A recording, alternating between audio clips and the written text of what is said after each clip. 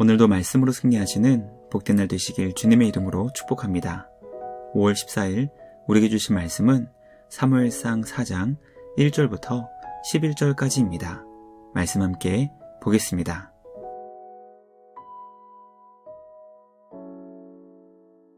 제4장.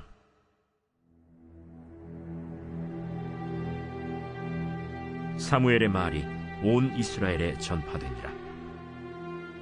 이스라엘은 나가서 블레셋 사람들과 싸우려고 에베넷을 곁에 진치고 블레셋 사람들은 아벡에 진쳤더니 블레셋 사람들이 이스라엘에 대하여 전열을 벌이니라. 그 둘이 싸우다가 이스라엘 블레셋 사람들 앞에서 패하여 그들에게 전쟁에서 죽임을 당한 군사가 4,000명가량이라.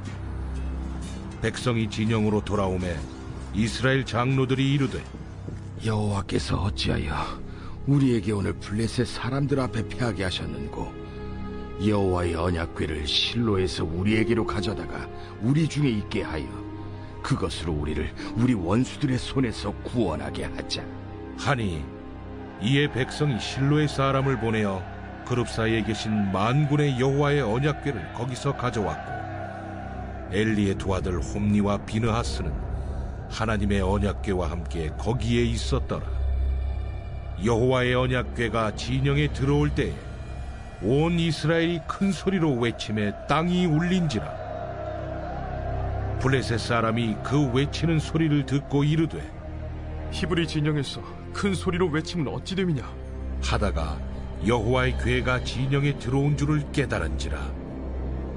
블레셋 사람이 두려워하여 이르되, 신이 진영에 이르렀도다. 우리에게 화로다. 전날에는 이런 일이 없었도다. 우리에게 화로다.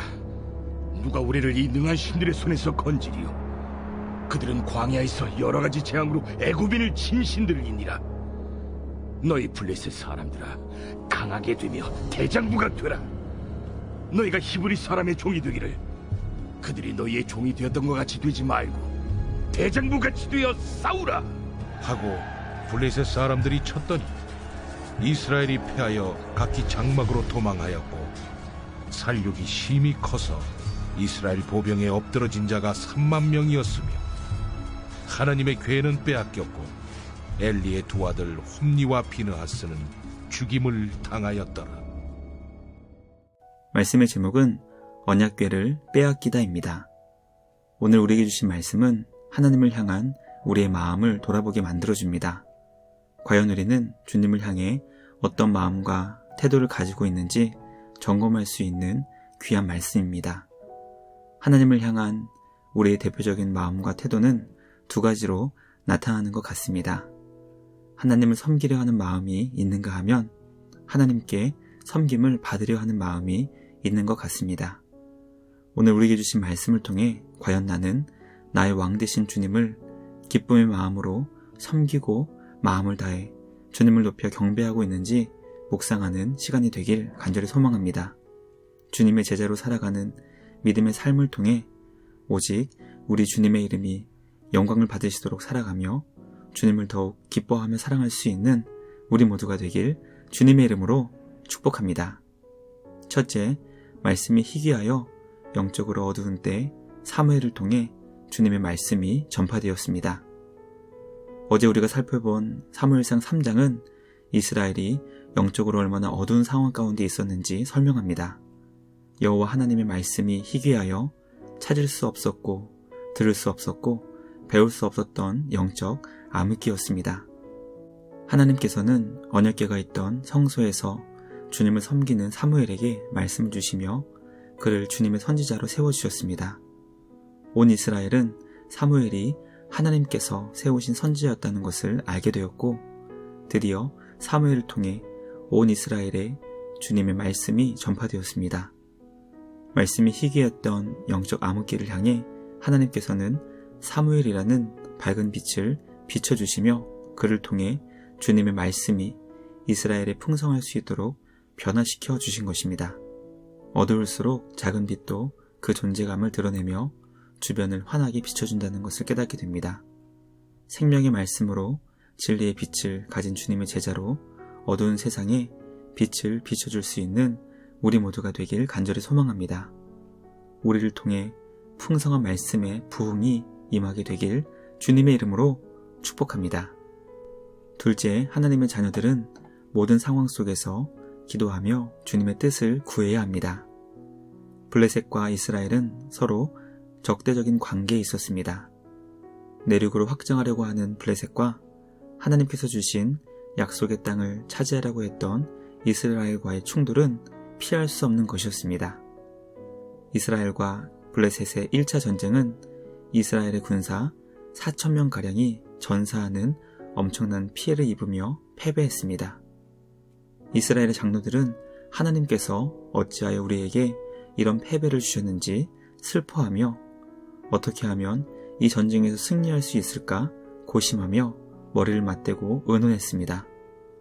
우리는 이스라엘 장로들이 전쟁에서 실패한 원인을 하나님께 두는 것을 보며 하나님 중심으로 발생한 사건을 이해한다는 것은 매우 좋은 것이지만 그 일을 일으켜주신 주님의 뜻을 구하지 않았다는 것을 깨닫게 됩니다. 이스라엘은 블레셋과의 전쟁을 앞두고 주님의 뜻과 주님의 마음을 물어보지 않았습니다.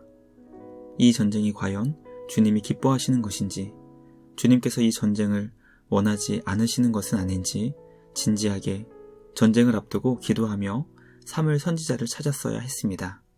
또 1차 전쟁에서 패했을 때 그 패배의 원인이 하나님께 있다는 것을 기억하며 주님은 과연 무엇을 원하시며 이 전쟁을 계속 해야 되는지, 하면 안 되는 것인지 주님께 기도했어야 했지만 그들은 결코 기도하지 않았습니다.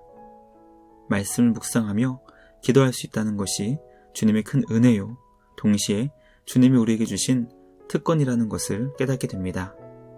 기도하는 한 사람이 기도하지 않는 한 나라보다 강하다는 말이 있습니다. 모든 상황 속에서 기도하는 은혜와 특권을 누릴 수 있는 우리 모두가 되길 주님의 이름으로 축복합니다. 마지막 셋째, 이스라엘 백성의 지도자들은 언약궤를 우상처럼 사용하며 하나님을 이용했습니다. 이스라엘의 장로들은 패배의 원인을 분석하며 하나님께서 그들 중에 계시지 않아서 그렇게 된 것이라고 결론을 내렸습니다. 장로들은 하나님께서 그들 중에 계시게 하기 위해 주님의 임재를 상징하는 언약궤를 가져오기로 결정했습니다. 언약궤를 가져와 하나님께서 그들 중에 계신다면 전쟁에서 승리할 수 있을 것이라고 생각했기 때문입니다. 이스라엘 백성의 장로들은 하나님의 백성으로 주님을 섬기려 하기보다 전쟁에서 승리하기 위해 하나님의 섬김을 받으려 했고 주님을 이용하려 했다는 것을 깨닫게 됩니다. 하나님을 우상과 같이 자신의 만족과 유익을 위해 이용하려고 하는 그들을 향해 하나님께서는 심판을 내리셨고 무려 3만 명이나 되는 엄청난 사상자가 발생했습니다. 이스라엘 백성의 장로들이 하나님을 도구화하며 이용하려 했던 모습을 보며 과연 우리는 주님을 어떻게 섬기고 있는지 돌아보게 됩니다. 과연 나는 하나님의 자녀요, 주님의 백성으로 우리의 왕 되신 주님을 높여 경배하고 있는지 점검할 수 있기를 간절히 소망합니다. 하나님을 하나님답게 섬기며 예배할 수 있는 우리 모두가 되길 주님의 이름으로 축복합니다. 묵상을 마치며 함께 기도하겠습니다. 하나님 아버지 감사합니다. 주님의 말씀으로 날마다 풍성한 우리 모두가 되게 하여 주시옵소서.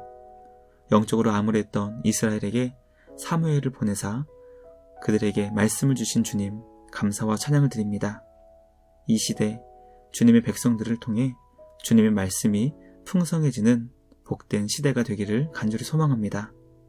이스라엘의 장로들은 하나님을 찾고 구하며 주님께 합당한 경배를 드리기보다 자신의 만족과 유익을 위해 주님을 이용하려 했던 것을 보게 됩니다. 어쩌면 그들이 주님의 말씀을 배우지 못하고 알지 못하기 때문에 그렇게 된 것은 아닐까 생각해 보게 됩니다. 날마다 주님의 말씀에 깨어있게 하시고 주님의 말씀으로 가르침을 받아 하나님께서 기뻐하시는 믿음의 삶 살아갈 수 있는 우리 모두가 되게 하여 주시옵소서. 복된 주일을 준비하는 토요일입니다. 오늘도 삶의 자리에서 주님을 기쁘시게 하는 우리 모두가 되게 하여 주시옵소서. 주님께 감사와 찬양을 드리며 우리를 구원하신 예수님의 이름으로 기도드리옵나이다. 아멘. 오늘도 주님과 함께 말씀으로 승리하시는 복된 날 되시길 주님의 이름으로 축복합니다.